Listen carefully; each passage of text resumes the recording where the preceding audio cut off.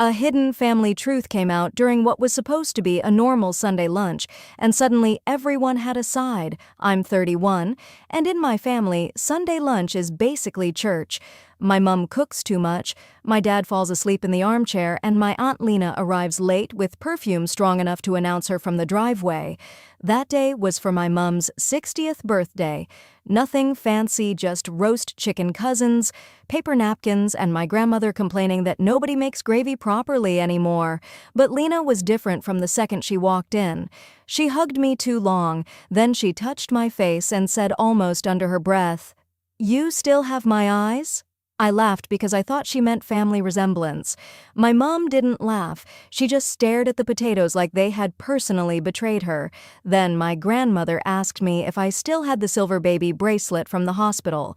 I said yes, it was in a box upstairs. Lena smiled and said, "Funny, how some things survive being hidden." The room went quiet for maybe 2 seconds, but it felt like someone had opened a window in winter. After lunch, Lena cornered me in the hallway and asked if Mum had ever explained why there were no photos of her pregnant with me. I told her Mum hated cameras.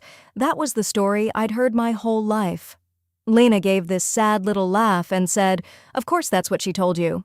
I went back to the table and asked jokingly why everyone was being weird. My dad stood up so fast his chair scraped the floor. Mum told me to drop it. That's when Lena put down her glass and said, "No, she's old enough." My mum whispered, "Don't you dare." And Lena looked straight at me and said, "Your mother raised you, but she is not the woman who gave birth to you." I don't remember anyone moving after Lena said it. The whole table looked frozen, except my mum, who was shaking so hard her fork tapped against her plate.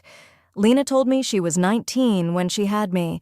My mum, her older sister, had been married for years and couldn't have children. Lena said she was scared, broke, and being pressured by everyone to do the sensible thing. My mum snapped that Lena was leaving out the part where she disappeared for weeks and came back asking for money. Lena snapped back that Mum had turned one desperate mistake into a lifetime of ownership. That word ownership made my dad flinch. I asked him if he knew. He said yes. He said he had held me when I was 2 days old, and from that second I was his daughter. He wasn't my biological father, but he said biology had never fed me, held my hair when I was sick, or taught me to ride a bike. I wanted that to comfort me. Instead, it made me feel like the only person at the table who had not been allowed to know my own life. Then Lena pulled an old envelope from her bag. Inside were birthday cards. She said she wrote for me every year until I turned 18. None had been opened. Some were stamped. Return to sender. My mum went pale.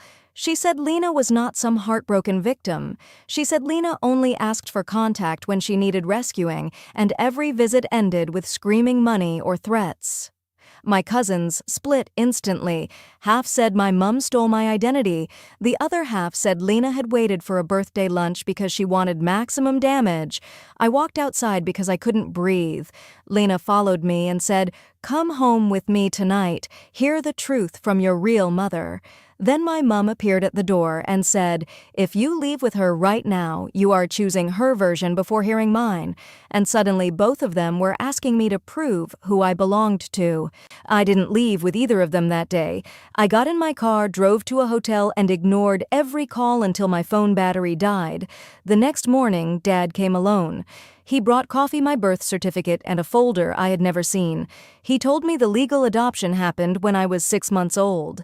He also told me Mum had wanted to tell me when I turned 18, but he begged her not to because he was terrified I'd look at him differently. That was the first time I realized the lie did not belong to one person. Then I opened Lena's envelope properly. Some cards were old, some were clearly written later and backdated. Same pen, same handwriting pressure, same neat little smudges. I'm not a detective, but I'm not stupid either. When I confronted Lena, she cried and admitted she had filled in the gaps. She said the feelings were real, even if the cards weren't. Then she said my mum deserved to be exposed because she had spent 30 years being praised for a sacrifice that started with taking someone else's baby. A week later, we all met at my grandmother's house. Everyone expected me to pick a side. I told Lena I would meet her privately slowly if she stopped ambushing me and stopped calling herself my real mother, like my childhood was fake. Then I turned to Mom and said I loved her, but love did not erase the fact that she let me build my whole identity on a secret. Mum cried. Lena left. Grandma said I was cruel to both of them. Since then, my family has been split. I still call Mum my mum, but I don't trust her the same way I haven't cut Lena off, but I won't let her rewrite my life to punish her sister. So was I wrong for choosing the mother who lied to me over the mother who finally told the truth?